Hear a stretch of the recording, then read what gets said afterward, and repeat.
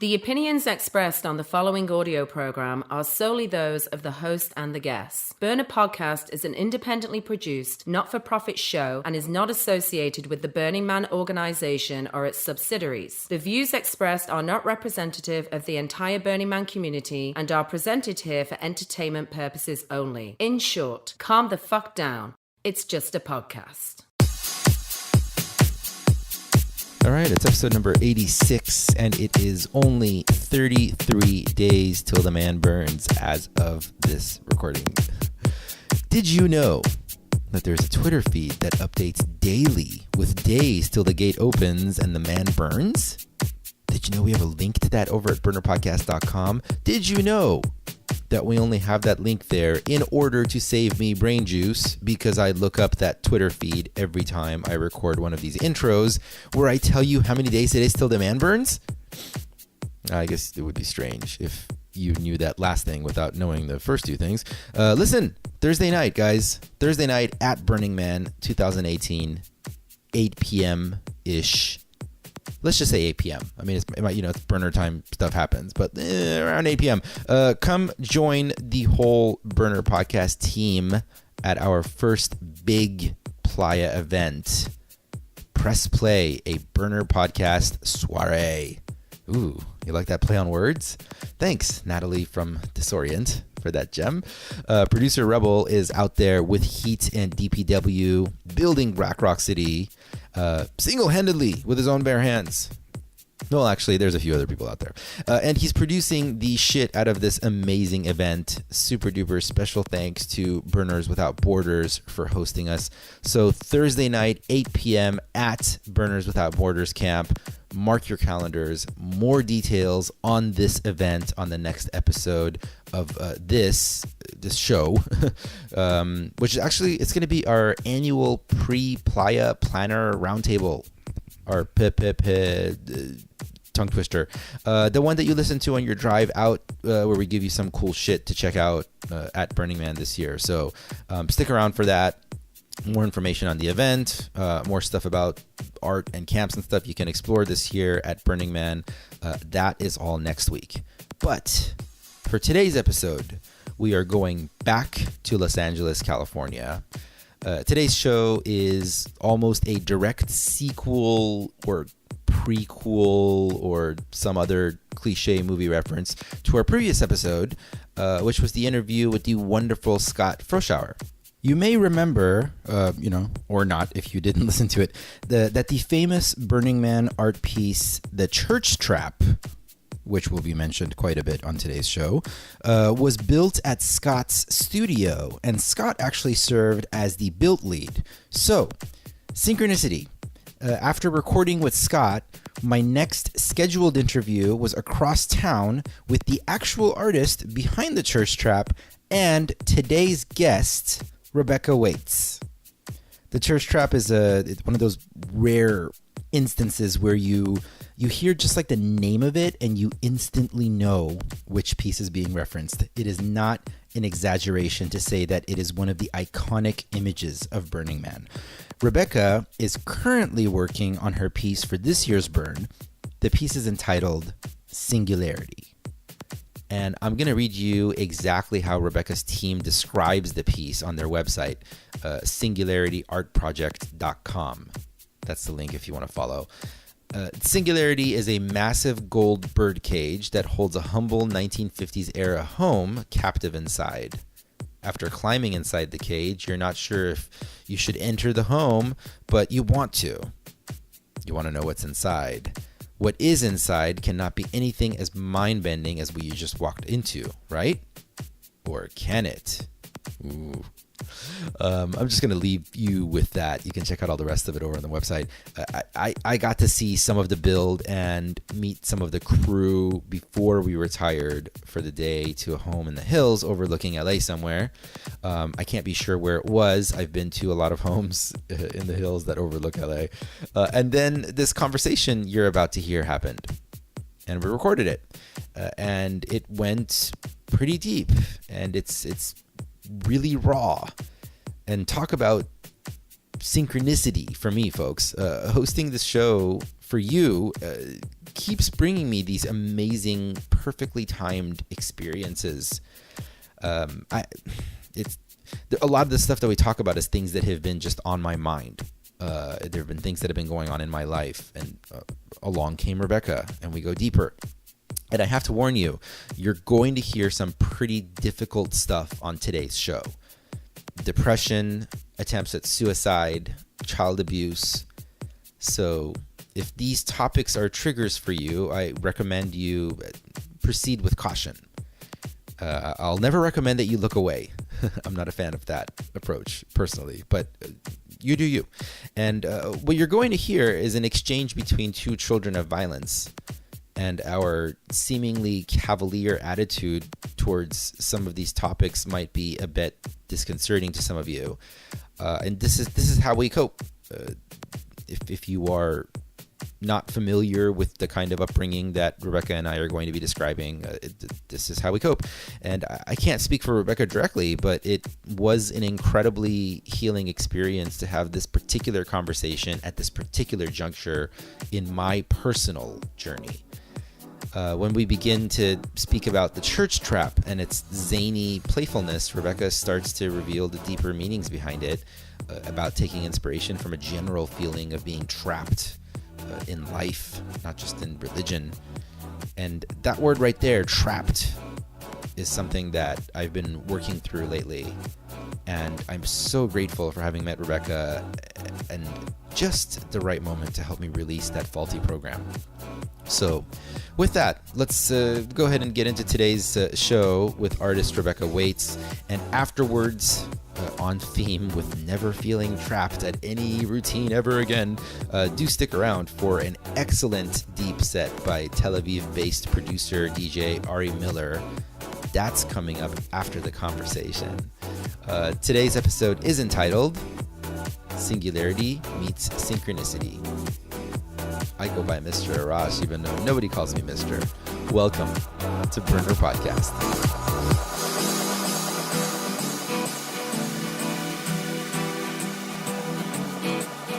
On the first part of the journey, I was looking at all the life. There were plants and birds and rocks and things. There was sand and hills and rain. The first thing I met was the fly with the bugs and the sky with no clouds. The heat was hot and the ground was dry, but the air was full of sound. I've been through the desert on a horse with no name. It felt good to be out of the rain. In the desert, you can't remember your name, 'cause there ain't no one for to give you no name.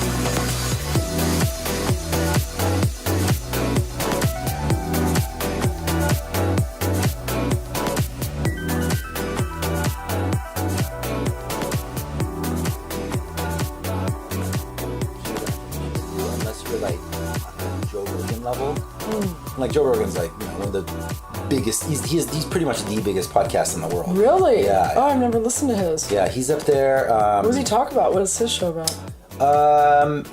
Honestly, a lot of the same shit we talk about. Oh, really? Except like awesome. not specifically about Burning Man per se, but like you know, he comes cultural from like, events. Yeah. Yeah. A lot of DMT. Yeah. He did that documentary that was really good actually. Yeah. The Spirit Molecule. Yep. Yeah, that was interesting. Yeah. He was like one of he was like such a public figure, especially with like Fear Factor and like UFC stuff. So like him being able to speak about something this completely out there made it a lot more accessible to a lot more people. Yeah, exactly. Totally. So, yeah, that was pretty cool. You know, and I actually just came from Scott's place. I interviewed him right before you. Yeah, that's right. That's what you said. Yeah. Oh, awesome. Yeah. And so like a lot of the conversation that I was having with him actually was about how the Smithsonian, I guess it's like an institution, not kind of like what Joe Rogan does, in that like it takes something that might be more, you know, unique to a specific area of focus that like certain experts might know about, and then they can bring it out and kind of translate that information for you. Right.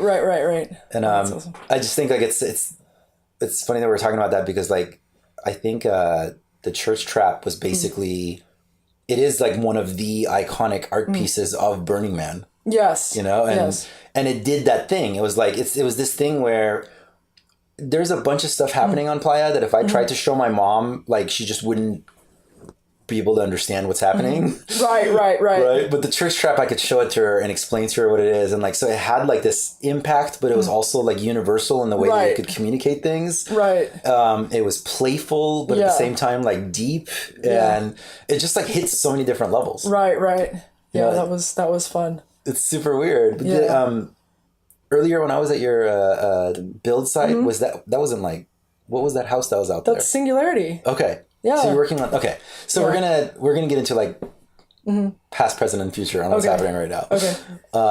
Tell us about Singularity a little bit. So Singularity is my second art installation for Burning Man. It's the second piece based on the premise of, you know, how we can potentially be trapped. Church Trap was about dogma and being trapped by, you know, religion and thought processes and stuff like that. This one's more about how we mentally trap ourselves or can be mentally trapped, and, you know, whether it's like from a traumatic event or something that happened in your childhood or, you know, other situations where that event reshapes your brain in a way. And essentially what I found interesting was how, you know, when I was coming up with the idea was, you know, how it kind of almost creates like a black hole effect of an infinity of your mind just thinking of this thing that happened over and over and over and over again. So how do you get out of that? Like, how do you stop that way of thinking and untrap yourself and escape and get out of that? So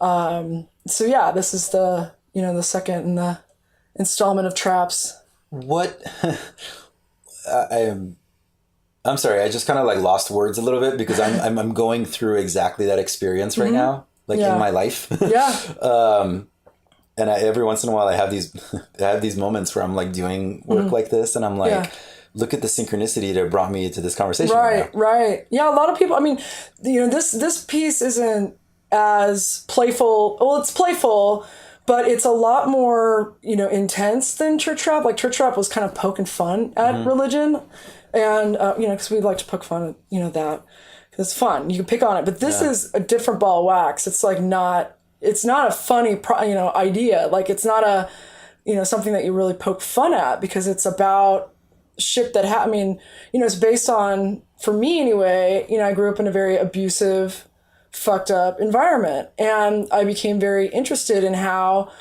that shaped me as an adult, and why I struggled so hard to, you know, keep a job, to you know, my relationships with people, my self-esteem, my, you know, the depression, and, you know, when I was going through my therapy, because I had a couple years ago was having some major problems mentally, and I tried to kill myself. It didn't work, obviously. And so when I was in therapy, getting help from that, you know, I just became really, really fascinated with, you know how this, you know, how it shapes your brain.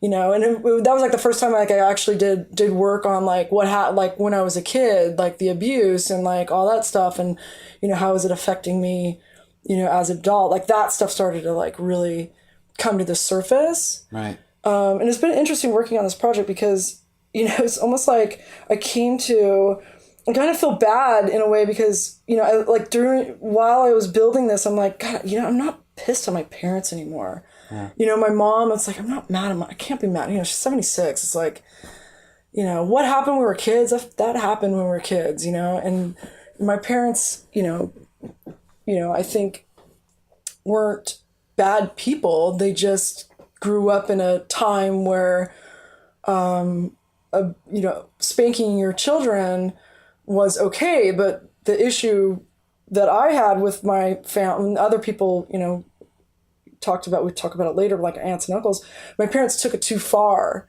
and it was abuse, and we had the cops come out and like all that shit. But in her mind, I think she actually thought that she was doing the right thing with how they were raising us, but they weren't. They were doing, it was awful. It was fucking horrible.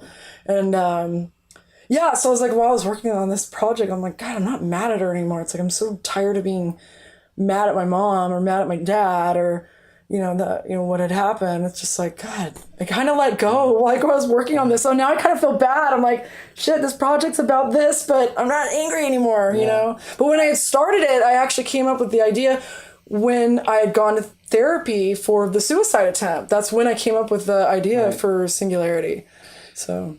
Yeah, no, it's like you stepped into my brain space and you're like speaking through my mouth. I've been open with the listeners about how I experienced a major depressive episode recently. Yeah.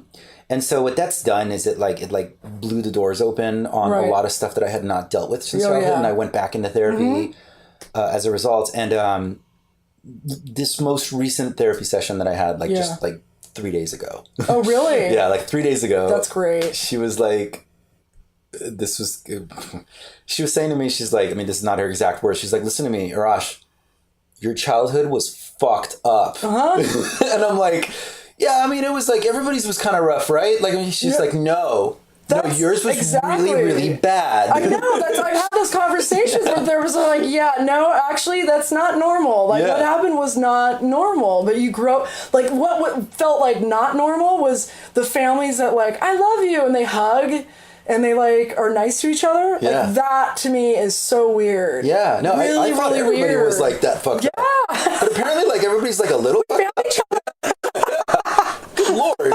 No, I mean, it's so funny. So I want to get into all this stuff. Can we go? You can, by the way, you're free to share or not share whatever you are not comfortable with, whatever's fine. But I want to kind of go back to your childhood and how you ended up finding this place and kind of following the journey along the way. Where did you grow up? I grew up in Brea, California. I'm number 4 of 6 kids. My mom and dad, my mom was raised Catholic, and then she became a fundamentalist Christian. My dad was... What made the switch? I have to know. She married my dad. My mom got pregnant and with my brother David. And I think at that time, I don't think she was attending the Catholic Church, and then she started dating my dad, and then they got married because she got pregnant, but he was a Jehovah's Witness and was really involved with that. So I think she stopped doing the Catholic Church thing, and then she became a Christian. I remember it was when I was a kid, it was when I was really little.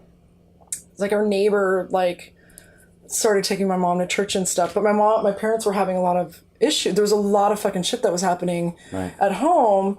My parents were fighting. My brother was acting out and had started using drugs in the 6th grade, or I think it was a little younger. I think it was 5th or 6th grade. So I just didn't even have a concept. Oh no, my brother David is that's he's an anomaly. So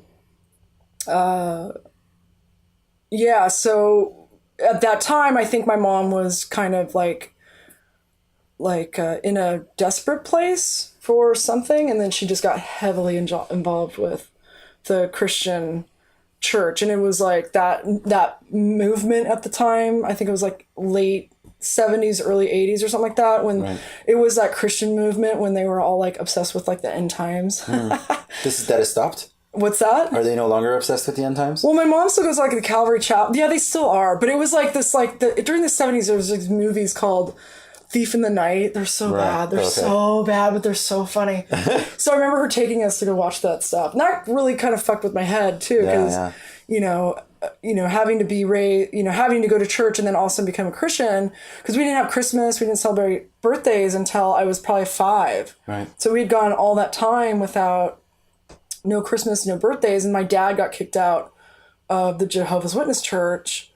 I think they said for cussing or something. I can't remember what it was, but he was an alcoholic, so it might have been. Huh. It might have been that. Yeah. What got him kicked out. And then... so they're like, here, take all this rage with you. And now we're not going to give you this particular outlet for it either.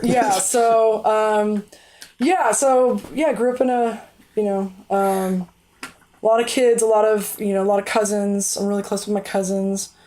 So was the abuse they were trying to discipline, and that's but it was just over the top. Like, right. It was too much. It was like uncomfortable. Like, people cringed. Like, there's been a couple, people getting caught on camera beating the shit out of their kids in like restaurants and stores. That was me. And you'll see those those videos going around. People are like, oh my God, that's horrible. I'm like, that was me. That's what happened when I was 15, 16. Like, you're out in public and then your parent beats the shit out of you. And then you have no say. Like, you can't even defend yourself, So they thought they were doing the right thing, but it was like this, almost like this ego, like, control thing more than it was, like a loving, nurturing child raising. Right. It was very controlling and very you're gonna do what I say and not talk back, and otherwise you got the shit knocked out of you. So it was pretty intense. It was not a fun childhood. Was there abuse between them as well? Like, no, there wasn't, which was weird. I mean, it got bad. Like, I remember there was a lot of fists through doors. And my dad kicking in the doors and stuff like that, but he went after my mom one time. Right. No, he went after my brother, and my mom got in between him.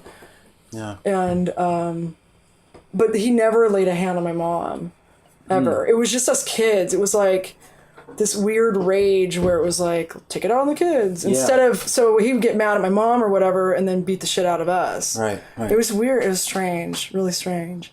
Yeah. So I'm so glad that he didn't do that to my mother. My mom probably wouldn't have put up with it because she's pretty I don't want to say heartless. She's not heartless. She's just very stoic and her very non-emotional. And so I think, my dad was more of an emotional person. Right. But yeah, he never hurt her. They verbally, emotionally. Yeah, for sure.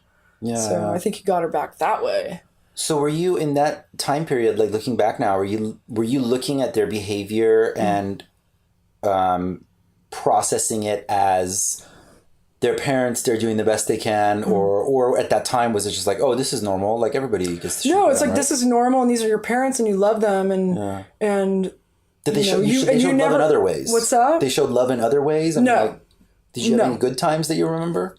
My dad making ice cream, going fishing, when we would go to June Lake, that was fun. Right.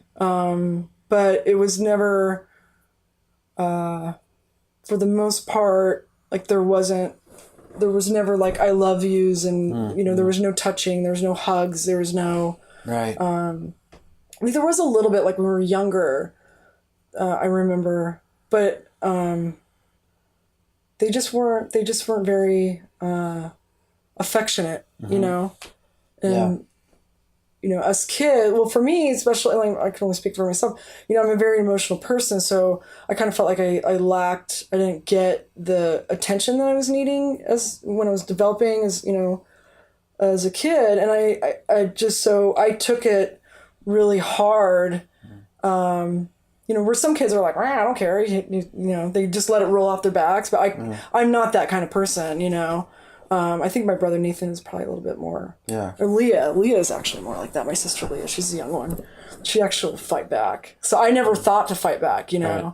The thought of doing that, to fighting back. Because your parents are like your superheroes. Sure, yeah. They're like larger than life. So they're like, they're and gods. My mom was so scary. Like, she's very manipulative. So she's good with like the what do you call it? Like cutting you off in the guilt trips. Like she's like the best at guilt trips, like the best ever. Yeah. So there was lots of that stuff, I mean, because your parents are kind of the first God that you interact with. Totally. Like, they're infallible. Like, that's totally what I was thinking. I was wanting to say was, because at some point, like one of the one of the important hallmarks in an adult's like development is the moment that we admit to ourselves that, oh, our parents were simply a couple of dumb humans who didn't know any better. They got married because, my mom got pregnant with David. Yeah. But they were just, they were trying the best they could. I mean, my dad did love us, but they just didn't know how to express it. Right. And, as hard as they were on us, like they, they just didn't know how to tell us. They didn't know how to make us feel safe. Right. So, and I think if my dad was still alive, I know that he and I would have became very, very close. And we started to become really close right before he died, because I started winning all these awards for art and stuff when I was in like high school. And he was just like so proud. He was just like, that's my daughter. And that was really cute. And that made me feel good. But then he died, so it was like, fuck, man. Like we could have had that. We could have been close and had that relationship. And my dad, as mean as he was and as violent as he was, he was very, he was funny. Like when my mom wasn't around, he was a totally different person. And he was fun. He was actually enjoyable. It was strange. It was really, we were like begging for them to get a divorce. Like, please. I had a similar thing. My mom tried to have the talk with me afterwards, like, this isn't your fault. I'm like, I didn't think it was. You guys are way better not with each other. Yeah, for sure.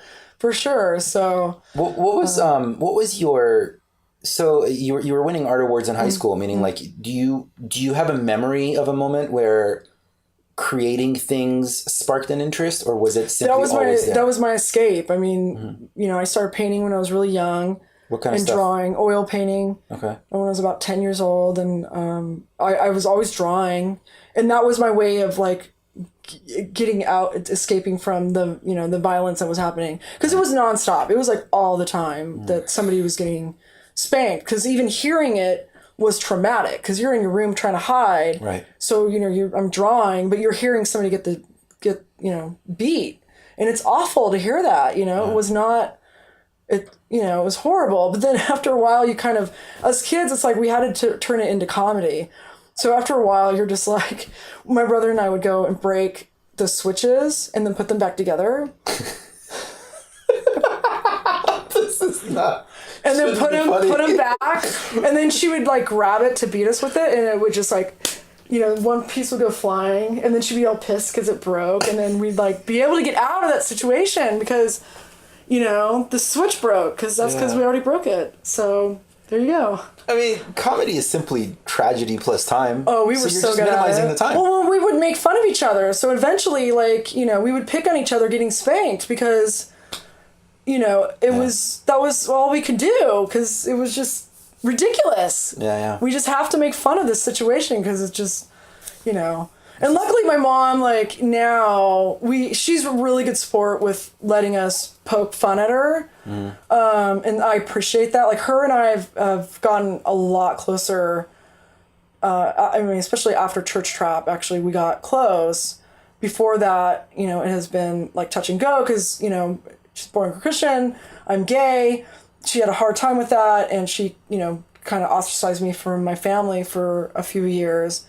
And, after I did Church Trap, it took a while, because she hasn't done it anymore. And because we've finally got across to her, she would send me like letters about Satan, that I'm going to go to hell. Yeah. I should have saved them, but they would piss me off, and they were such triggers, and like they would make the depression even worse. Yeah. Because, I'd gone through a divorce, and I'm alone, and I'm dealing with the divorce, and then I get, here's a letter from my mom. Not only is it a letter from my mom about me going to hell, but, oh, here's $40. So I'm like, fuck you, $40. Oh, God. Fine, I'll take the $40. But don't do that. Cut down letter, and my friends are like, I'm not going to enjoy this. Just ignore the letter, you need the money, just take the $40. Yeah. Like, damn it.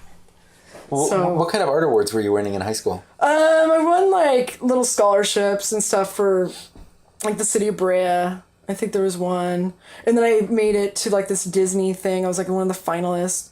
And that was fun because I got to do Disney. I didn't win that one, but I made it like to like the next round, and where they invited the kids to go to Disneyland, and you know. What did your parents do? My mom, she still actually works in escrow, and my dad was a truck driver. Okay. Yeah. Okay. Yeah. That's interesting. Yeah. Okay. So, college, or after high school, where do we end up? I went to Fullerton Community College and was studying theater and art, and then I transferred to USC and I majored in studio art and then minored in film production. Yeah. When did you come out? The closet? Yeah.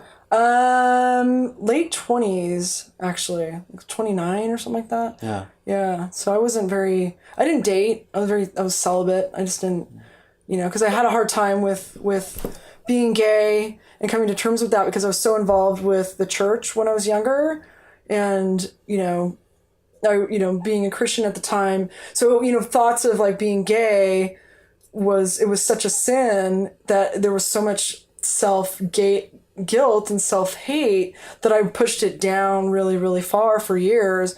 And then, you know, my mom, and actually I think, you know, this too was something that really fucked us kids up was, you know, any kind of sexuality or anything like that, just even normal sexuality was so forbidden. Like it really played a number on our development sexually as kids. I mean, for me, and I know I don't want to, you know, speak too much for my brothers and sisters, but for myself anyway, it kind of fucked us up. It fucked me up, you know, that part too. So it took me a long time to finally feel safe enough and strong enough to come out, because if I dealt with it when I was a kid, I probably would have killed myself. Right. Because the guilt and then the ostracization that I probably would have went through would have been just devastating, because I wasn't I wasn't strong enough to be like, well, fuck you, or I'm gonna you know, let it blow off my back. I just wasn't that person. Like it would have just crushed me. Yeah. And I just couldn't, you know, it took a long time to finally be like, fuck this. Yeah. You know, after, you know, came out. So I was like, what have I been missing? This is awesome. This whole time? Yeah. I wasted my 20s? God damn it. You still had a lot. I mean, you still had the art as an outlet. Yes. I mean, it's still... Right. You know, I've spoken about this like a bunch of times on the show. Like I come from a culture that doesn't necessarily like celebrate that. Persian families from Iran, like they. I mean, for me, it was a process just being able to like follow this path. Right. I mean, like I can't be an engineer. This is not going to happen. Right. But, you know, even then, like, I'm sure, like, my parents have, like, a different memory of our upbringing. They're like, we've always been supportive. Oh, yeah. No, we were loving parents. What are you talking about? I was there for you that day. Yeah. One blah, blah, blah. You're like, no, you weren't. Yeah. No. Oh, God. Yeah. I know. We get that now. It's pretty funny. You mentioned you were married? Yeah. I was married for 5 years, together 7 with my ex-wife. Okay. So... Yeah. Okay. So you came out, you said in your late 20s. What's going on in your life at that time? What are you doing? I think I was working in production. Yeah, I was trying to get in like the film industry, and that wasn't going very well. Why is that? I just had a hard time with it, and the depression, you know, was pretty intense, and it's crippling. And when you're working in a competitive environment, your self-esteem, it's hard to feel confident. Yeah. You know, when you don't really like yourself, you know? Is it like a consistent depression from childhood? Yes, I have chronic depressive disorder. And you know, even when I was a kid, like looking back on it, I'm like, I think I was depressed when I was even a kid. Yeah. You know, so I just finally got diagnosed when I had that situation 2 years ago. Finally, and then they got me on medication and all that stuff. And I actually I got back on it recently because doing Singularity has like brought up so much stuff, and I'm, you know, getting back into therapy myself. And then I'm, you know, when I'm done with this project, like I already know it's, you know, I don't want to have happen what happened after Church Trap. And because it was such a dark place, like I want to stay in a mental place where I keep going and I keep producing and I keep making and I keep creating and I keep that momentum going. And because this project has been, a absolute battle over the last 3 years to get it off the ground. And it's been so up and down, and it still is a challenge. So I really want to make sure that when I'm done, because you get depressed after productions or whatever, I want to make sure that is, it's a healthy depression and not a self-destructive one, right, like what happened a couple of years ago. I want to get there. Mm-hmm. I want to get there.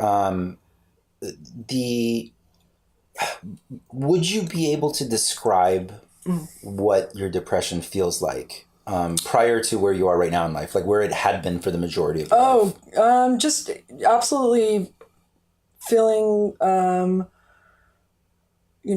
I'm, that you're worthless. And this is like even after Church Trap, so there's all this like success with that, but inside I want to know what it was before. Before? Yeah. When it was like this like constant, this just constant like feeling of like numbness. Like there was no excitement to anything. Like nothing felt good. Yeah. Like nothing felt happy. And because I didn't know what was going on. I just felt like that was just who I was, which it is who I am. But it felt like just this constant like blah, like just like there's no ups and downs, but it's just like almost all down, and then just this like flat line. Yeah, emotionally. That's what I want to know. Is like if it's always like that, how do you know that there's something wrong?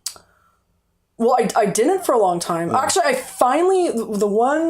was a moment in my life when I realized I was in a really bad place. Because I've had other situations where I had like suicide attempts. And it was, I don't know if you remember like Virgin Megastores, and they'd have the little, I would go in there all the time because I love music. So I'd go in there and listen to music. And that was like my one joy. Me too. And, the depression got so bad that nothing sounded good. And in that moment, I was like, something's not right. Like, I'm not, like, I don't like anything. Like, none of this music sound. And it was good music. Like, it was good stuff that was coming out at the time. And my friend Alan was with me, and he's like, oh, listen to this one. I'm just like, meh. Like, nothing was good. Like, nothing was happy. And you would look around at other people. Like, was that a point of measurement for you? Like, seeing, like, what is it about other people that can enjoy things and I can't? Yeah, like, especially people that were advancing further than I was successfully, like, right, especially in the film industry. Like, why were they getting so, like, further ahead, than I was getting? And I couldn't figure it out. Like, what am I doing wrong? With, trying to like get jobs and like keep jobs. I have a hard time keeping jobs. I get fired all the fucking time. Right. Because of the, the depression. I just get, bored and have ADD, and it's, sitting behind a desk is not the place for me. Absolutely. Yeah. Yeah. I there's a phrase that I recently became acquainted with that really described like the majority of my life. Casually suicidal.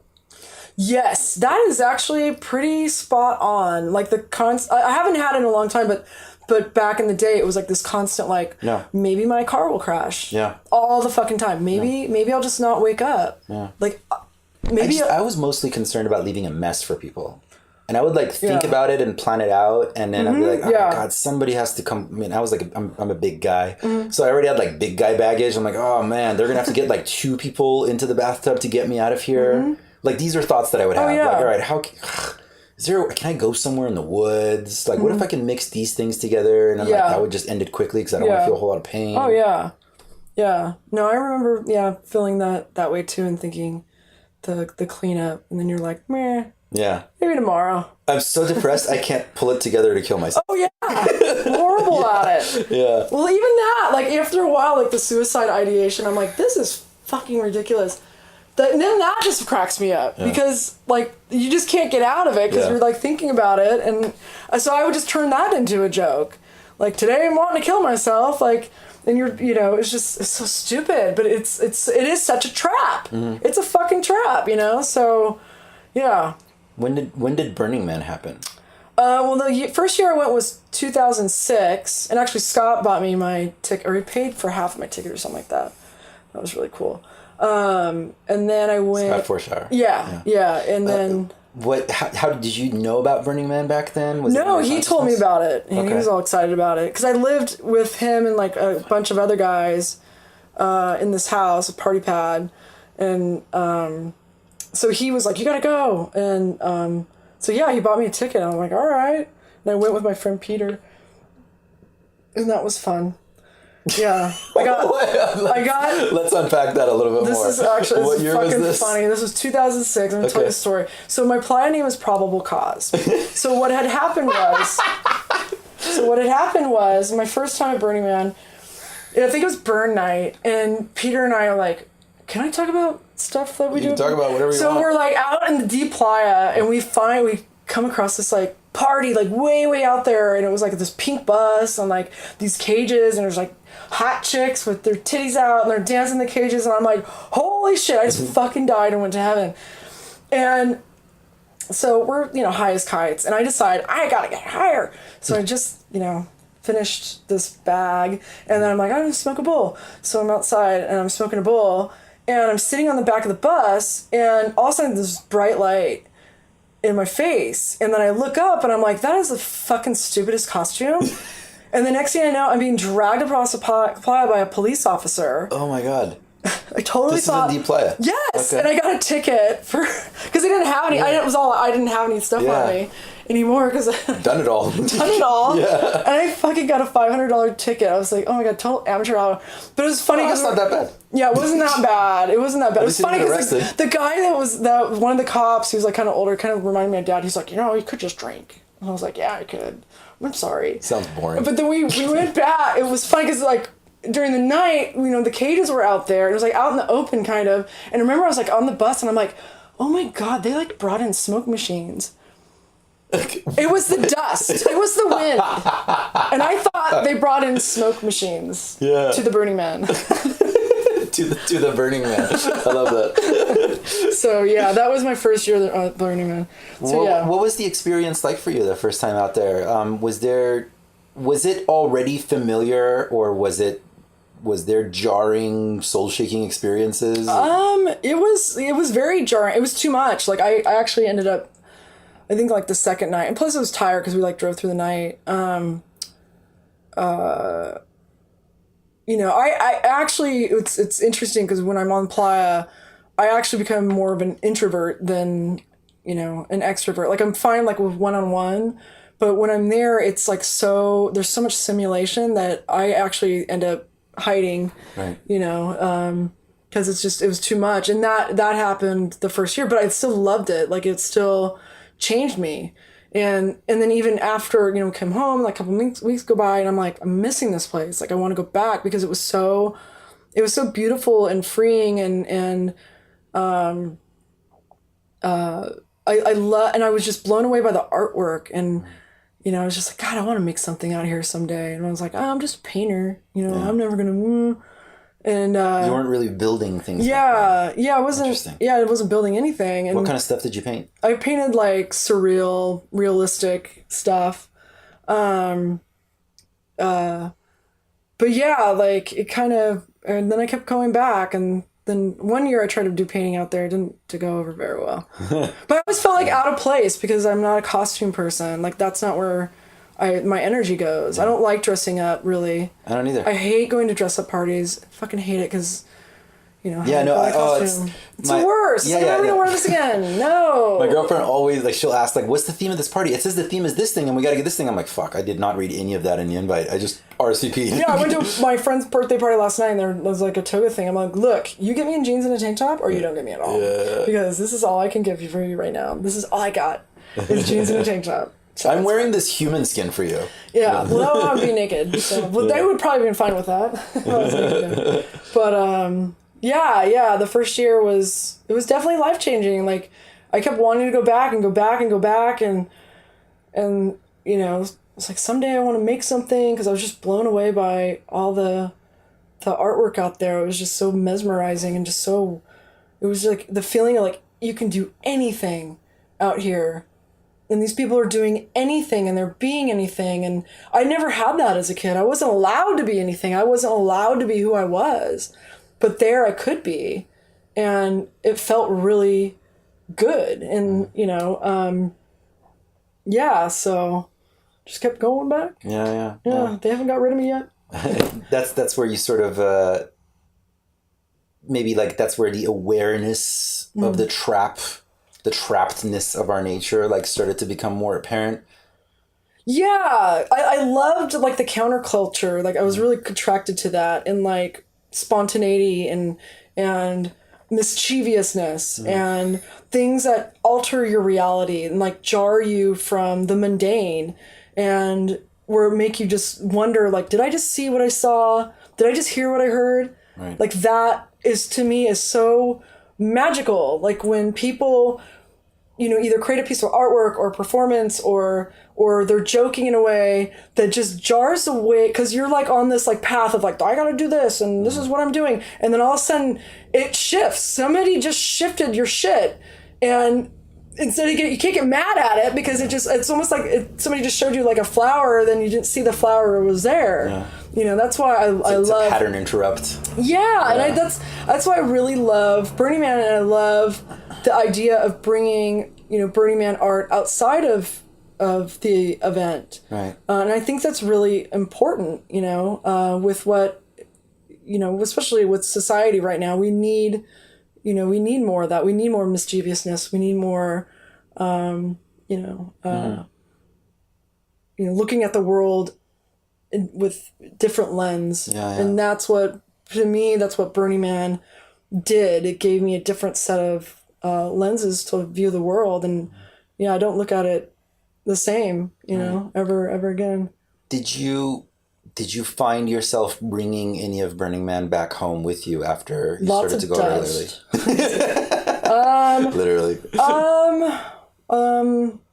Did I bring any Burning Man back with me? It's okay if you haven't, because I want to figure out where like the church trap started to happen, where the ideas started to come together. Well, I was, wanting to build something, and I was, my confidence was getting,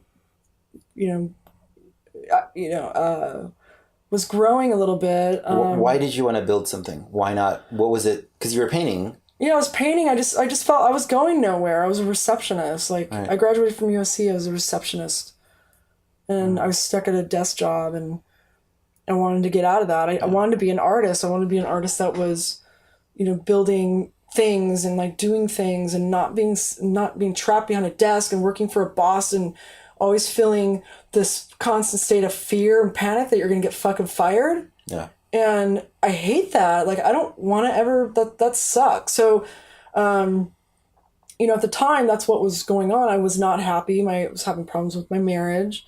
I was feeling very trapped in the marriage and home and the job and like all that stuff. And then, Right. The idea for Church Trap was kind of like a flippant, I don't want to say a joke, but I was kind of like, well, I had this idea. And, I think we were throwing a party at the house or whatever. And I was standing with, my friends, and I was like, I think I want to make like, remember those box traps? And I want to make like a giant one, but like, we're trap hippies. And I was like, ha ha ha, isn't that funny? Yeah. And then my friend Dusty was like, you should apply for a grant. I'm like, what are you talking about? He's like, yeah, Burning Man gives people grants. And I was like, really? He's like, yeah, you need to, that's a great idea. You need to apply for a grant. And then I was like, all right, maybe I'll look into this. I started like researching it and everything. And then they announced the theme for the following year was Cargo Cult. Mm-hmm. And I was like, oh my God. Sorry, what? Cargo Cult. Cargo Cult, yeah, that's right. Yeah, That's so right. before that I was like, oh, well, what can I do besides just a box trap? So I was thinking maybe it was a house or like, something other kind of structure. And then when they announced the Cargo Cult theme, I was like, oh shit, it's going to be a church. And it's a trap. It's a church trap. And then it just all snowballed. Brilliant. And I just drew like a little sketch of church trap and submitted that, just the illustration, hand drawn, and my proposal. And they fucking funded me, and I found out later that it was like Larry Harvey's like favorite piece, and he like kept like he kept a picture of Church Trap that I drew like in his journal, like he kept it with him, and it was like one of the only projects of the year that got a complete 100% go, like off the bat. Like it was like an instant yes. Yeah. So it was life changing. Like I never I never went back to the same person that I was. You're still working at a receptionist at that time? Oh yeah, I was still working as a receptionist, and then my wife and I went through the divorce during Church Trap. We separated, which was really intense and crazy. And is she an artist? No, she's a therapist. Yeah. Or she was in school to become a therapist. Yeah. I'm sure she's a therapist now. I don't know, but So you started to build, and then the divorce is happening. Yeah, it happened while we were building. So by the time I left, I was like done, with that relationship, and it was hard. It was really, divorce is, it's a, even though you might want to get out of it, it still affects you. Like, it's not, I never felt like, yeah, I'm single. Like that I never ever felt that at all. It was like, this is unhealthy. I'm unhealthy. You're unhealthy. We need to end this because where we're going is not a good place. Yeah. And so I pulled the plug, and it was like the last straw, It was very, very hard. And then when I got back, then I got fired from my job, my desk job, as a receptionist. Yeah. Then they fucking fired me. Yeah, you manifested it. Oh my God, yeah. Yeah, my got some award came to the office, and I think my boss was like kind of pissed off. Because I got an award. Yeah, he didn't like that, I don't think. What was the build process like for Church Trap? It was a lot of fun. And Singularity's been a lot of fun too, but it was... was that made in Scott's yard as well? Church Trap was built... Yeah, it was built in his front yard area. Yeah. And it was like weekend builds, mostly. I was still, doing the receptionist thing. Sure. And God, that's like difficult. You're sitting in there all day just itching to get out. But it was a blessing because... It was a boring job, so I was able to work on Church Trap, do all the project management stuff while I was sitting at the desk all day. Right. So ordering materials, making, my detailed checklist of all the stuff that needed to happen. It actually enabled me to be really ultra prepared on the admin side, which, I'm okay at. I'm actually pretty good at it. But it's not my passion. My passion's, making art, but that was the most that I can do. So I was able to actually conquer a lot sitting at that desk all day because there was nothing to do. So it's like, oh, well, I'm going to work on Church Trap. And researching, materials, organizing, like all that stuff I was able to, do on somebody else's time. Yeah. And and that, I imagine even like some of the skills that you were picking up doing that kind of stuff was like translating over to managing this art project. Oh yeah. I mean, I never managed a crew before. Yeah. I never managed people. I was the receptionist. I was not the boss. Before that, I was always a receptionist, the little quiet, How did you find your volunteers? We put out, a call on Facebook, and people just jumped on board, and some of my friends, those friends with came on board the project, and of course, Scott generously offered, his house up and his time as, build lead and all that stuff. And just people just kind of just flowed in, it was really cool. Like it was very, serendipitous with that. And we had a nice, tight crew. It wasn't that big. This, this current project is a lot bigger. But it was fun. It was a really, really good time. And it changed everybody on that project. Everyone changed that was on Church Trap. Like no one was the same after that. Yeah. They weren't just volunteers. We were all really, really close. And it was a really special time for everyone. Yeah. So what was happening with your depression at that time during the build? It was, what was I on at the time? Was I doing, I'm trying to remember. I remember I was being treated for the ADD. I think I was being treated, no. Yes, no, I was on, I think I was taking some medication at the time. I was on Adderall, and I think it was Wellbutrin, I think I was doing. Mm-hmm. So I was in therapy the entire time because I was dealing with the divorce. So, and then they got me on the medication. So the depression was there. It was really intense, but you have to hide it because you have a job to do. So you can't waste time by not getting out of bed. You have to fucking get out of bed because you have an obligation. So I was just about to say, the getting out of bed part is like, this is something like people have no frame of reference for. Like, it's literally like this thing is like laying on top of you. Oh, and you yeah. have to like push it off of you physically. I'm trying not to do it. Well, I don't have any time right now, but like I'll just sit in front of the TV and just stare and not really even watch it. I'm just burning time off, you know, just trying to, you know, until it's time to go to bed. Right. Because you're not wanting to, I don't want to think. I don't want to think about anything. I want to be distracted. And, you know, so that's kind of what I was very depressed at the time of You're doing still church. finding a way to power through and build this Oh, you thing. have to. You can't, I mean, that's the one thing about my personality that is probably my saving grace is just that, you know. And I learned that from my parents. My dad died of cirrhosis. He worked all the way up until he went into a coma. Right. You know. So that's my heritage. That's my legacy, you know, is that. So you don't, as much as I want to lay in bed or, you know, feel sorry for myself and hate myself, like I have work to do, so I can't. So get up and you build and put a smile on your face and, you know, tell people, you know, that you appreciate what they're doing and rally the troops and laugh and, you know, make jokes and all that stuff. But on the inside, you're just like, meh. Yeah. You know, if anything, one of the experiences that I've had is when I've seen a lot of people who like peak very early and like have really amazing childhoods and like are captain of a football team. And then when life, you know, gives them just like the tiniest little side jab, like they fall completely crash. Right. You know, whereas like you already sort of had the training that like, fuck it all sucks anyway, might as well build this shit. That's pretty accurate. I mean, in high school, I was kind of like, you know, the nobody nerdy artist that would hide in the bathrooms during lunch or in the art room eventually. And, you know, I felt like very invisible. Oh, guys, high school's over. I wanted to go be alone somewhere and there's no fucking where to go be alone. Oh, the bathroom. I would hide in the bathroom during lunch. That's a good idea. But sometimes the girls would come in and kick the door in, and that sucked. I don't know why I didn't think of that. Yeah, but the bathroom was a good place to hide. So when, you know, you don't have any friends. Yeah. But, you know, in high school, I started making a couple more friends. Like, because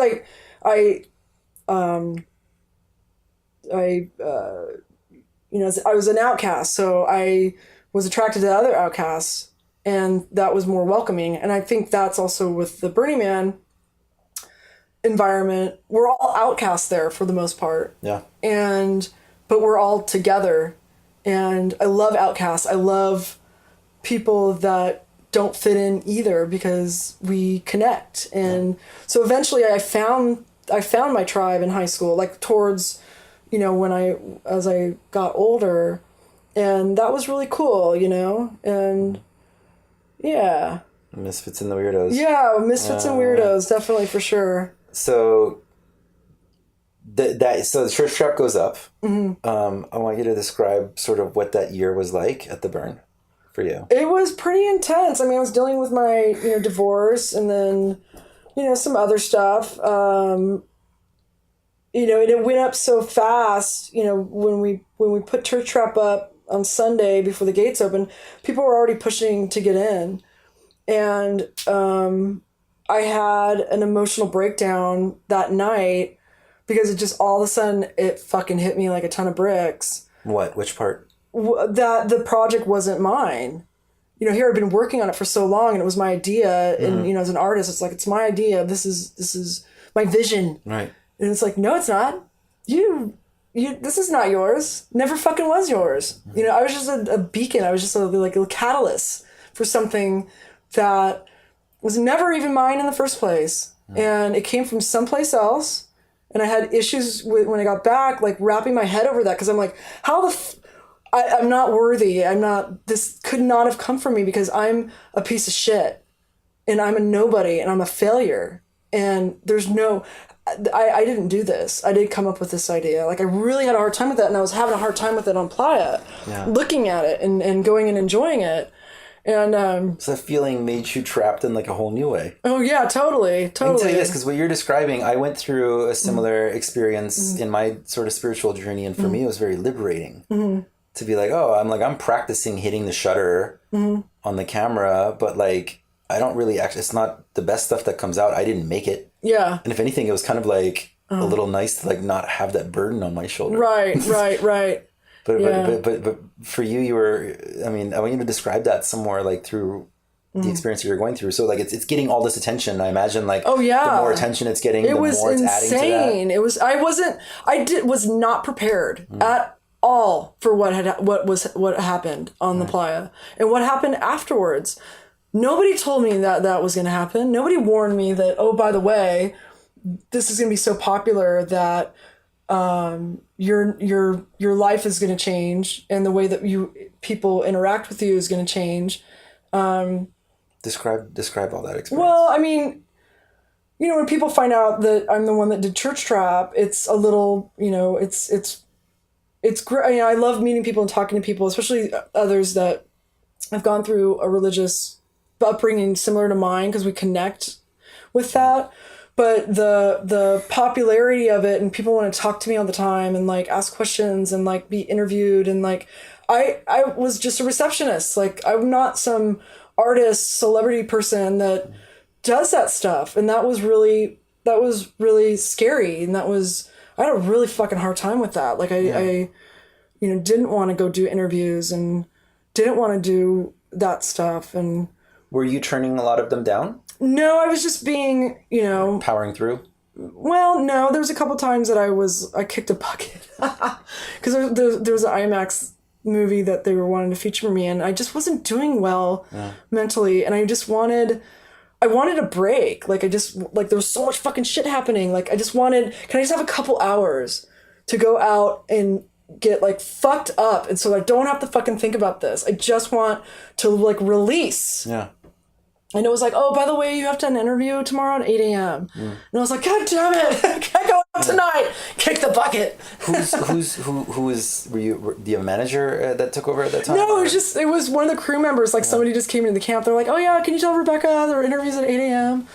And I was like, God damn it. I total fucking spazzed out. Like, that's what I'm asking, is that like, why did you feel that it can't simply be no? Like you felt trapped because all over again. Because I wasn't raised to ever be able to say no. I wasn't allowed to say no. So you just felt like it was this more parents telling me what to do. Well, yeah, you had to do it. And also, I have an obligation. Like, I promised these people that I was going to do this interview. Right. I didn't know when the interview was going to be, but I gave them my word. Right. And I wanted to do it, but I just needed, like, some time to decompress a little bit, because it was like rush, boom, boom, boom, boom, boom, like all this stuff happening. And I just was wanting, so the interview did not go well, like the next day. Like I was so fucking tired. Like I couldn't even talk. I couldn't really talk. And I asked, I was like, you guys, can we please do this tomorrow? And I think that was really windy out anyway. I just wasn't. But the next day when we did the interview, it was later in the day, and I was more myself and feeling a lot more. I was feeling good finally, and then that interview went really well. Yeah, and it was fun. That was really fun. But that's I'm kind of trying to work on that stuff. Like this year, like I really want to make sure that that I'm very present and like be ready for whatever is going to happen. Or maybe nothing's gonna happen. That's I'm fine with that too.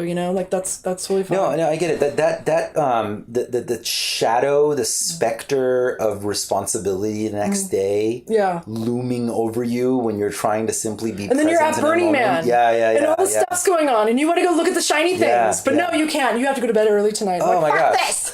Burning Man aside, I can tell you, like even like last night, a whole bunch of our friends back in San Diego had like a thing going out, and I came up here last night and spent the night in LA. To some extent, because I knew I was recording these two interviews today, and I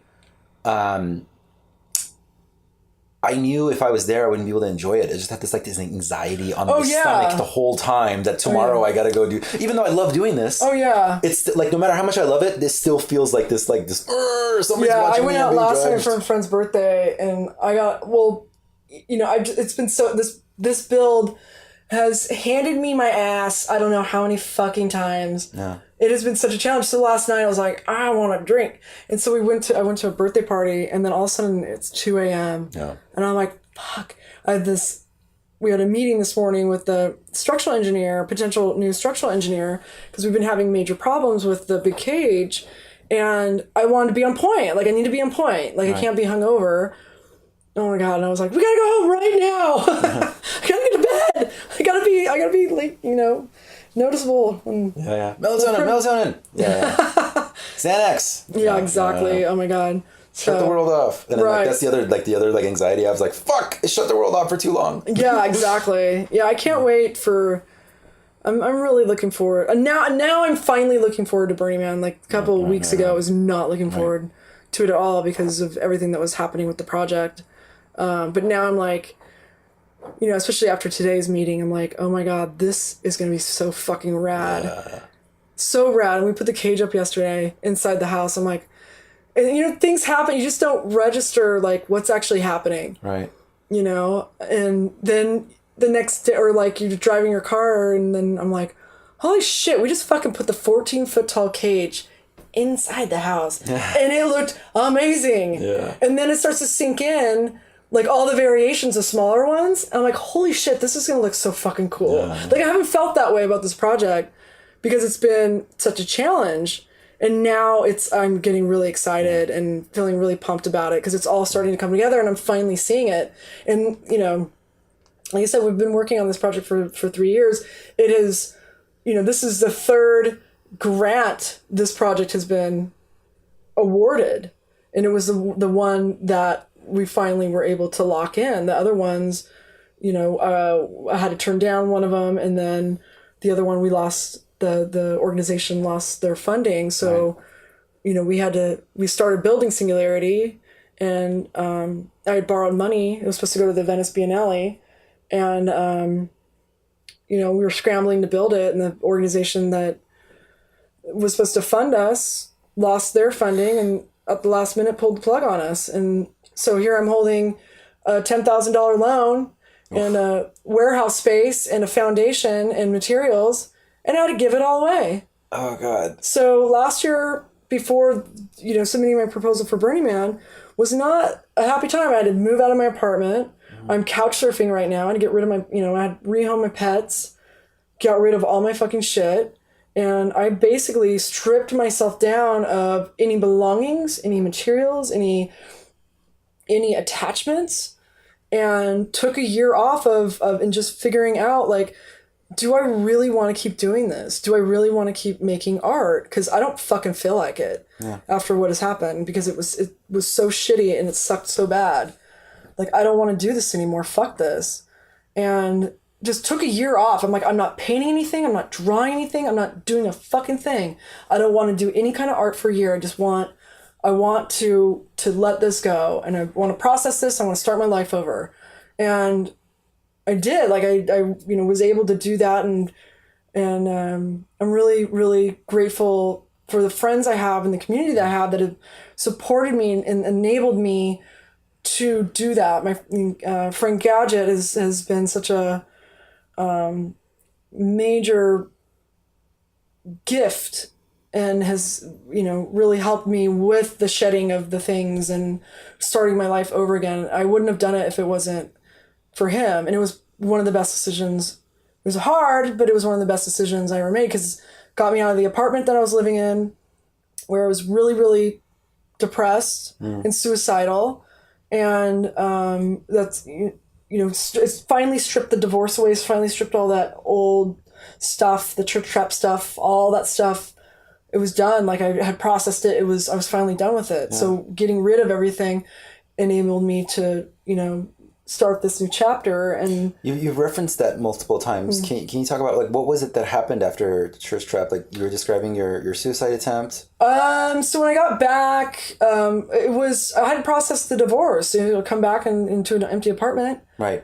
To a house that, all my belongings are gone. She took a lot of my stuff.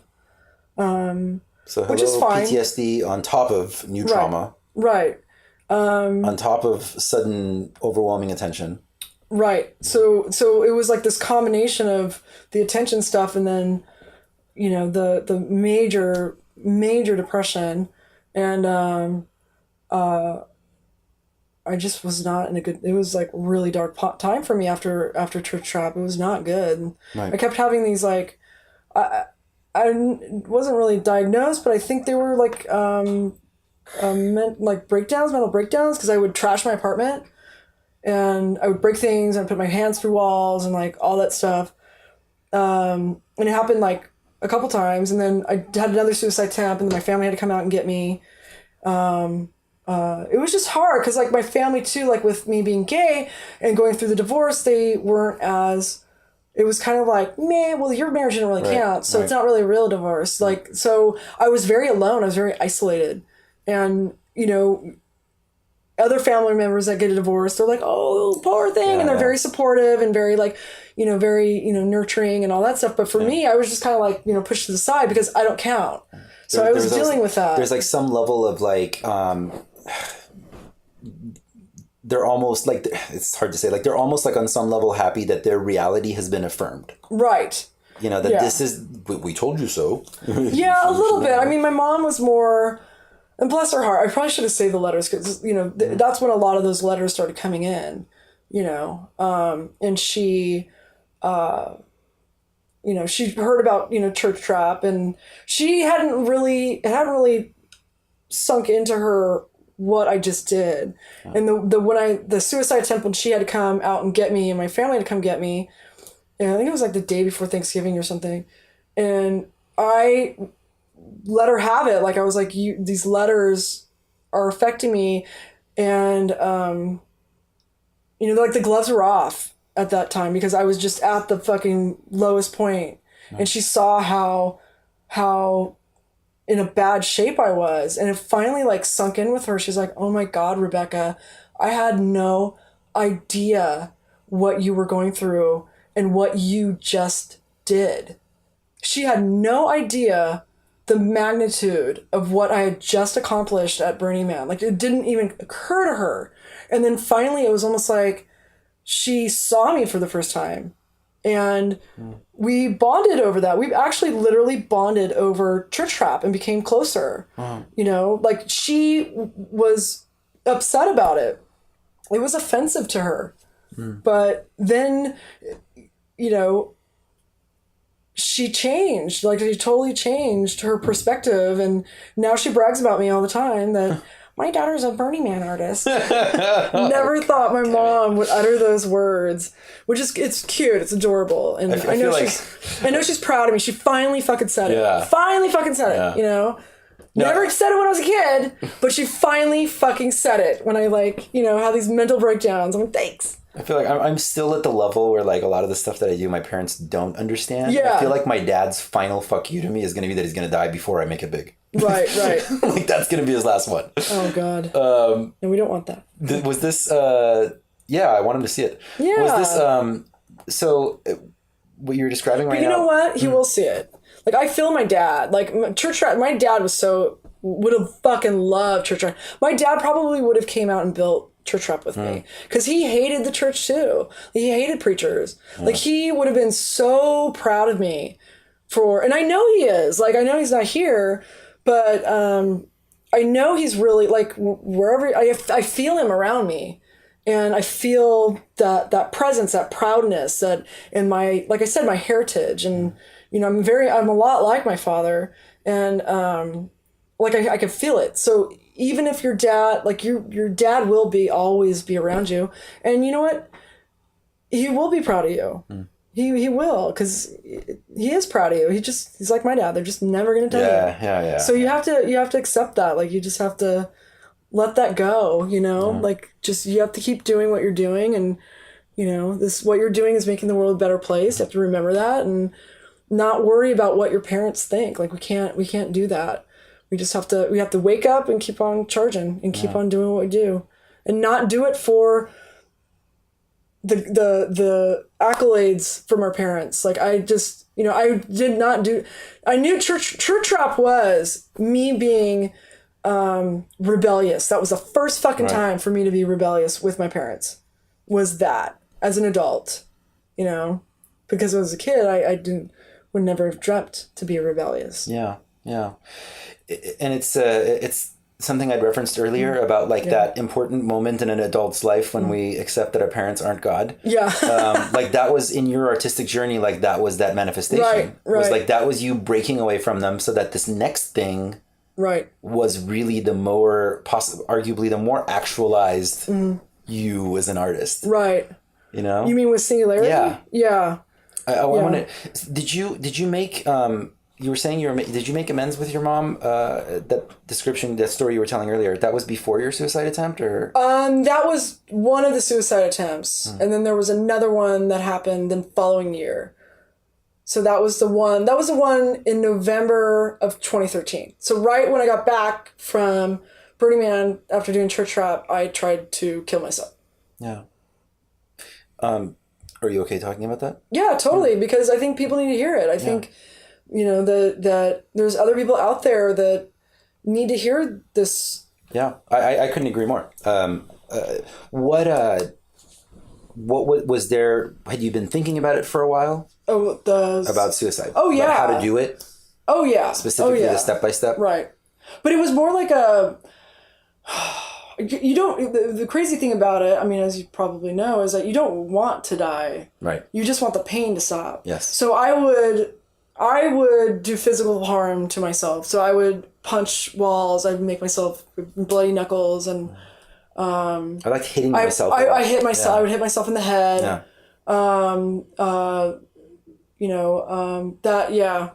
That's for sure. Like a way to externalize the pain. Break things, throw things against walls. Yeah, totally, for sure. So instead of like, because a suicide it definitely would have ended the pain, but you never want to die. That's the fucked up conundrum about suicide. You don't want to die.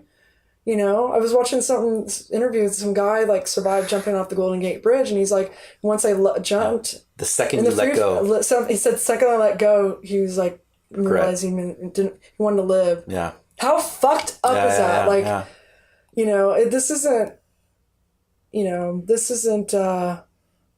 This isn't something that's light, you know? And I had a hard time. I actually started talking about the suicide. I posted on the Singularity page after Anthony Bourdain committed suicide. I had a hard time with that because I really liked his show and I really liked him as a person. I didn't know him, but it's very rare that like a suicide of like a death even of somebody that I don't know affects me. That one has.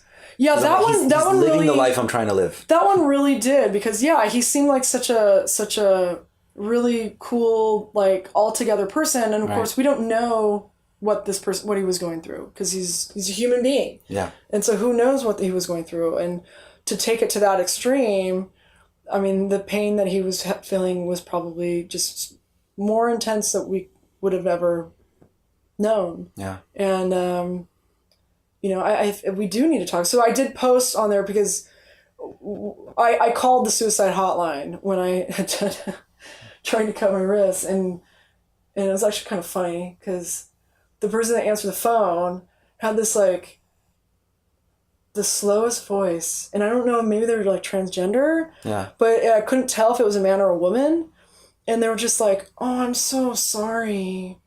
Oh, I'm so sorry for your pain," and I was just like, "Is this really happening right now?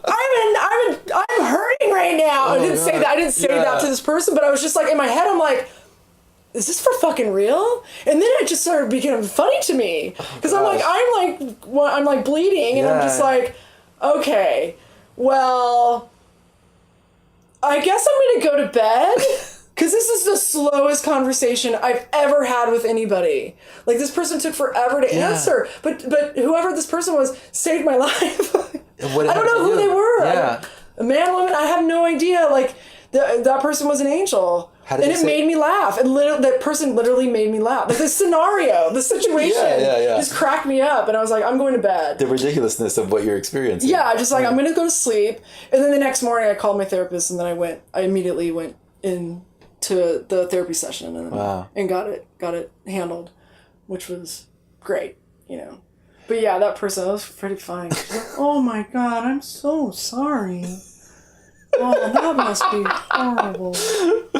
Oh, okay, well, I'm here to listen. Like, just her voice. It feels like stuff like this that ends up in a movie at some point. It was funny. I was just like looking at the phone. I'm like, do you realize this is serious? Oh, it must be serious. I'm like, all right, I'm hanging up. I'm going to bed. And I just fell asleep and then woke up the next day. I will say, our angels come donning the most peculiar disguises. Oh yeah, for sure. That was pretty. So that's why I'm going back to talking about this stuff. That's why I feel it's important. Right. Because there's somebody else out there that, you know, if you are, it did work. I mean, calling the suicide hotline totally fucking worked because it, you know, you do want to talk to somebody. You know, you need to talk to somebody, and it also, calling the hotline also makes it real and makes you, it's like the first step. It's almost like, admitting that you're an alcoholic or a drug addict or whatever. And for me anyway, that's kind of, it finally came to face to face with, this is what I'm dealing with. If I don't do something now, I am going to die. Yeah. I am going to die, and I don't want to die, you know? And so, oh gosh, yeah, my I've had, you know, these explosive therapy sessions, and like, we haven't, like, I'm not on medication on it or anything yet, but like just her just showing me, oh, here's this thing about you, and here's this experience you had in your childhood where you got the shit kicked out of you, and that's where that trauma has continued to, and this is why you're looking for excuses to fuck up your relationship. And I was just simply having that dialogue just blew the doors open. Oh yeah. It's just insane. Yeah, well, it's interesting. I mean, that's the whole concept of Singularity, is exactly that trauma, and us carrying that as adults, and how, it definitely, it shapes who you are, Describe Singularity and where you got the idea. So how it came together. Well, it came together during, in my therapy sessions after that suicide attempt. And prior to that was 2015. So it was 3 years ago. So that year, 2015, I took in the church rep organ back to Burning Man. And, when we were collecting, reclaimed wood to do the inside of the little area that we had at the man base, I was working in film, TV at the time, and we were at this property that lets film shoots happen, and there's this old barn that had blown over. That was a prop, not a prop, but it was it was one of the places to shoot, but it had blown over and was crushed. And I talked to the guy. I was like, hey, I'll come and take your wood, So I came to take the wood out, my crew, and found this like antique crushed birdcage. I was like, this is awesome. Yeah. And I reshaped it, and I just kept it with me for a long time. I'm like, I don't know what it is, but I'm going to do something with this. I was really inspired by it. And I just kept it in my studio, and I would just look at it every day and wondering, what I was going to, put inside it and all that stuff. And then, during my therapy sessions, I started manifesting, or coming up with the idea for Singularity. And how, in using the symbolism of the birdcage, how it acts as a trap, and that's where the mental trap thing came from. Because I was doing all the homework on coming to terms with what had happened to me as a kid and how it was affecting me in my behavior as an adult, and my self-hate and all this stuff. Because when we were talking about doing the physical harm, it's almost like we were taught, when kids are abused, they're taught that is what they're supposed to do to themselves as adults. So either drinking, doing drugs, hurting ourselves, that's what you're taught, because that's what our parents did to us. So they beat the shit out of us. And so you're worthless. And so we're going to beat the shit out of ourselves as an adult. And that was one of the things that occurred to me. I was like, holy shit, I don't want to beat that little kid. I was a cute little kid. I was sweet. I was fun, looking at myself as a child, I was like, who would ever want to spank this person, this little human? Why would any kid, I just can't even, it just drives me nuts to the thought that still exists out there. But, to describe the actual piece, section by section. So Singularity. So on the outside, it's a giant, decayed, bird cage with this house trapped inside, about 18 feet tall. And inside that, you go on the outside, it looks all perfect, the house. And then you go on the inside and it's like fucked up and not perfect. And it's like, rotten apple that's, perfect on the outside, but the core is all rotten. And inside the house is the same bird cage you just walked into with the same house you just walked into, but smaller. Right. So you squeeze into that one, and inside there, same bird cage, same house, and you peek inside, same bird cage, same house, and then same bird cage, same house. So it keeps shrinking down to a point of infinity. And the theory behind, singularity, one is, the definition of current one is for AI that's the point when AI takes on manifestations of human beings or human consciousness is the point of singularity.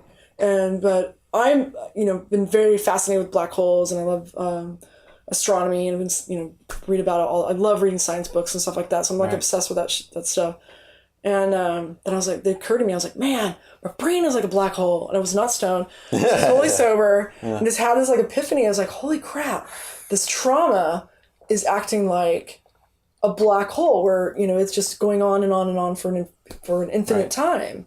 So that's where the theme, the title of the project is based on. Yeah. The point of singularity in a black hole. Such a powerful And depression connection. Is a fucking black hole. Yeah. So.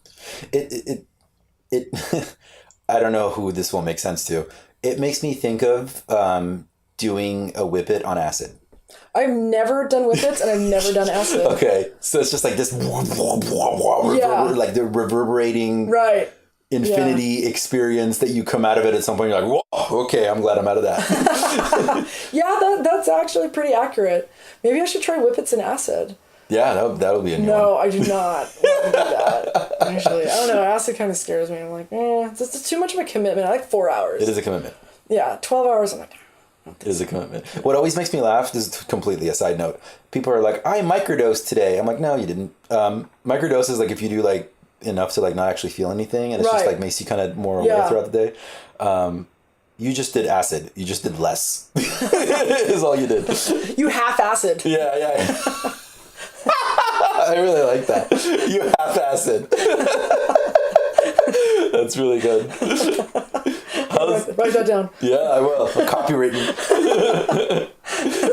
How is the build coming along altogether? How do you feel about it? Finally coming along. It's been challenging. I mean, it's been, like I said, like when we lost the funding a year ago, it's like, fuck! It's been just, it's been an uphill battle, this project. Yeah. It has not been easy. It has been such a fucking challenge. Yeah. What's that? Wouldn't be worth it if it was easy. Well, it could have been a little bit easier. Yeah. Like, can I have some, like, good news? Like, it's been, like, bad news and just...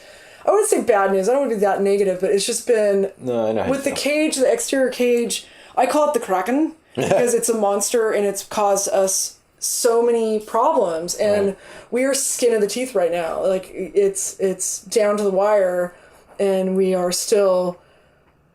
trying to resolve the cage, and that thing's a fucking beast, and it's really difficult, and it's been difficult. All the other variations, everything is all coming together, and it looks amazing, but the cage has proven to be a real challenge, and the whole project's been challenging. I mean, it wasn't like Church Trap. Church Trap felt a little bit more easier, right?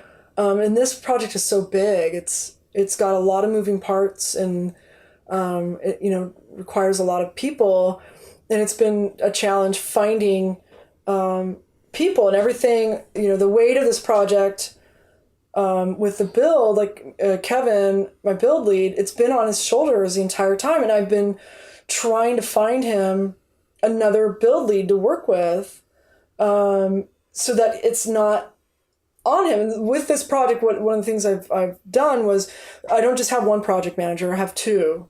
Or I have three. So now we have a third person that just jumped on board. So the whole time, I didn't want just one build lead. It needed to be at least two, if not three. And, why is that?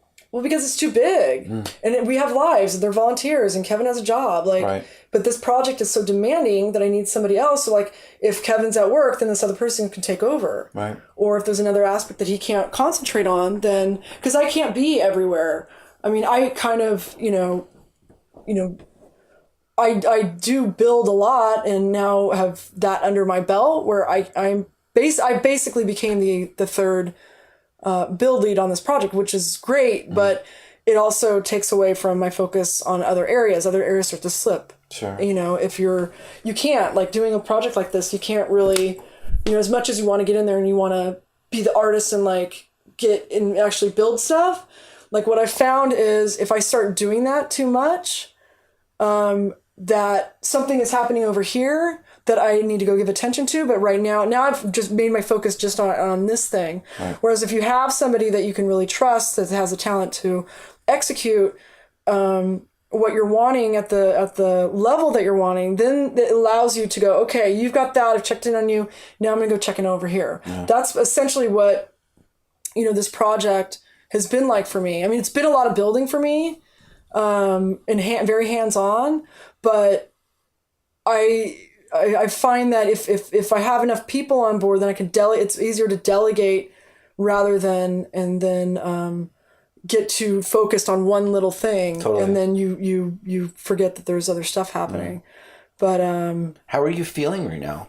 In regards to your depression? Right now I'm feeling good. I'm back on the Wellbutrin, and that's been, I had to do it because this project has been so hard and emotionally hard for me, that I knew I was like, I have to do something right now. Otherwise I'm going to get in trouble down the road if I don't handle this.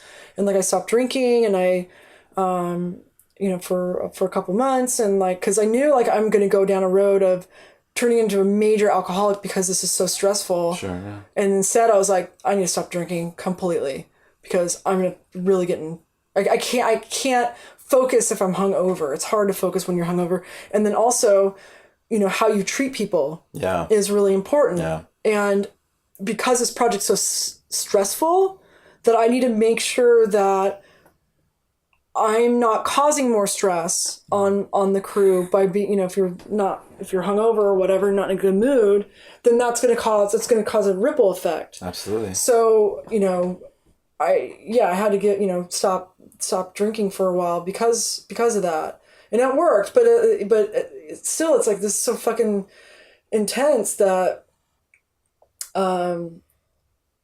it just,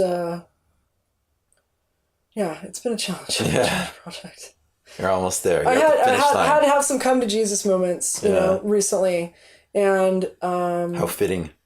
Yeah, well, I mean, this project was running the risk of becoming a disaster, an absolute fucking disaster. And I had to come to grips with that it's, it's falling off, the wheels are falling off the cart because we're not able to resolve this issue with the cage, and we're short-staffed, and people's the morale's down because of the frustration of the project not coming together because of the scope and because of the challenges. So it's, there was a moment there I was like, fuck, man, how the fuck am I gonna fucking pull this off? Because it's too much. It's too much on Kevin. It's too much on me. It's too much on the crew. And finally, we had to make some changes. And I'm not going to go into detail what those are. Sure. But I'm super fucking excited about it. It definitely shifted everything. Yeah. And I'm feeling really enthusiastic. And we talked about the depression and that flat line. Like, I'm excited. I'm really fucking excited. And especially after yesterday putting the cage up and like seeing it, I'm like, holy shit, this is a really cool project. Yeah. When it's all done, this is kind of really cool. It's exciting. So it's great. I'm feeling, I could finally like envision Burning Man. Like, I was not excited about going back because I'm like, it was a little dicey there for a while. Yeah. I'll be honest. It was a little dicey. I was like, shit, man. Do you even know what you're going to do after this? Or is it right now, like, just... I have some ideas. I mean, there's a third trap in the series that I'm really, really excited about. And I want to get started on that once we get back. Right. And, besides that, I'm working in production right now, which I love doing. So I'd like to I just want to keep busy, and I'm talking to my friends. A good friend of mine kicking around the idea of maybe like buying some land, either like off the 395, maybe somewhere. And I want to someday, continue building big rad shit, but also I want to support other artists to build big rad shit. So, there's probably another female artist out there that is struggling right now and doesn't have money and doesn't have access to money but has a badass fucking idea and needs help. And I want to be the person or create an environment that's going to help this person find funding, have a space to build, have the tools to build, help this person, with managing the project, with bringing in crew members. Like, it's hard to make pieces like this without support. And I want to someday create an environment that's a plot of land. Right. And that's like almost like a ranch. And it's a place for people to come and build big red shit. And so it's going to be called Big Red Shit Ranch. I love it. Yeah. I already got the website. I'm already working on it. It's in the works. And yeah, down the road, I'd love to, I love helping people. I love, Sarah, who's the other, I did find a build lead, Sarah. She's fucking amazing, and she's been such a blessing. She's so much fun to work with. Mm-hmm. Really young. She's graduated from college. I think she's like maybe 22. Silly girl.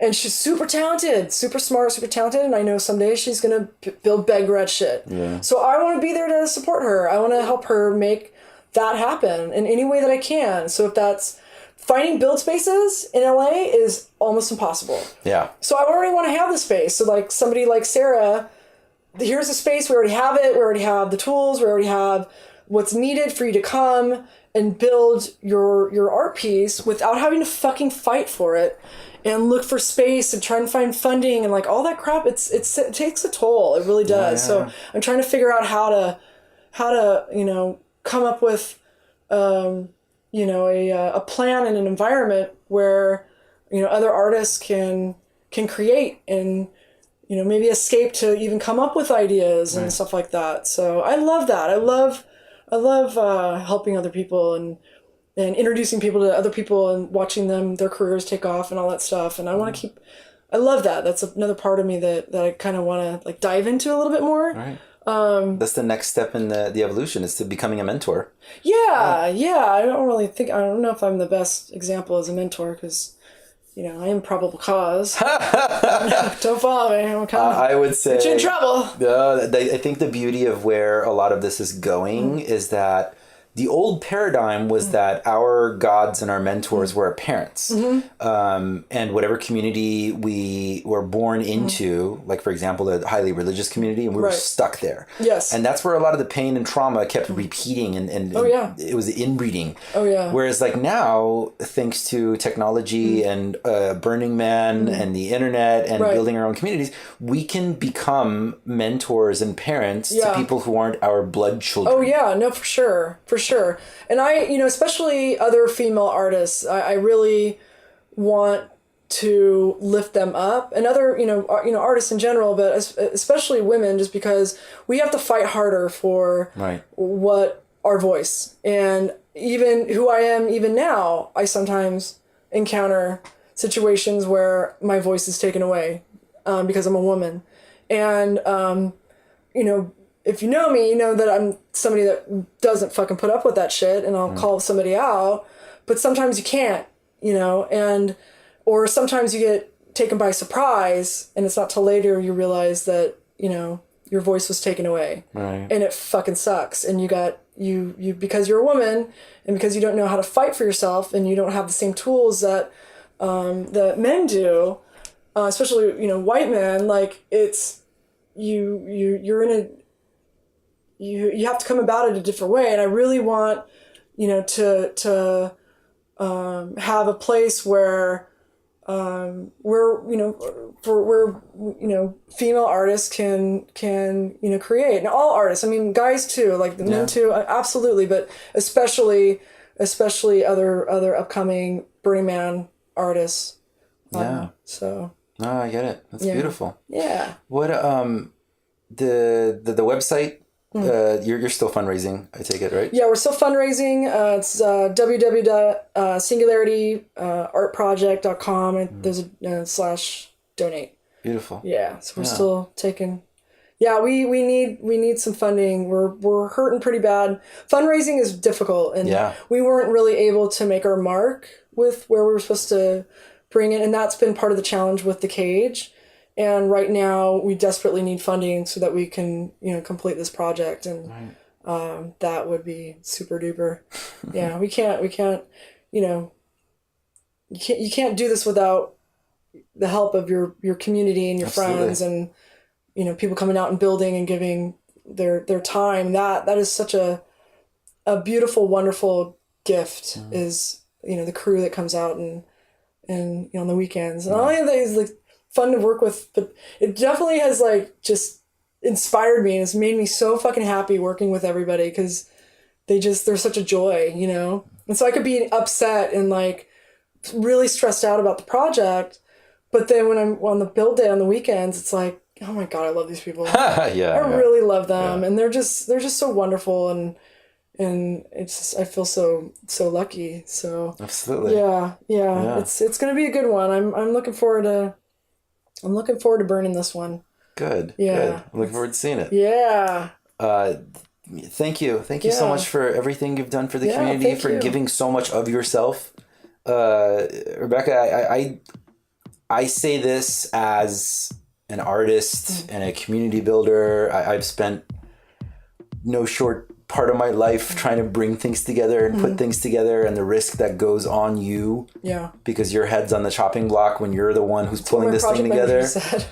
You are brave in a way that I aspire to be. Aww, thank you. This is no joke. Like what you've pulled together here, like it's fuck. I don't have the guts for that yet. I'm hoping to someday. It's funny. It's like I don't like think about it. I just think it's just survival. It's just what we're supposed to do, Thank you. I really appreciate, talking to you and sharing all this stuff. I felt very safe talking about it, and good. This was good. It was a good time. Me too. I'm so happy we had this conversation. I've been going through all the same stuff. The word trapped is specifically the thing that's been like reverberating in my head for the past couple of weeks, and I'm learning how to get out of it. And let's fucking get out of it. Let's break free. Let's fucking break it and light it on fire. Fucking light it on fire and then fuck it off, and then dance around it. And fucking do a shot of whiskey. And let's do it again next year. Because we're crazy. Thank you. Awesome. Thank you so much. Yay.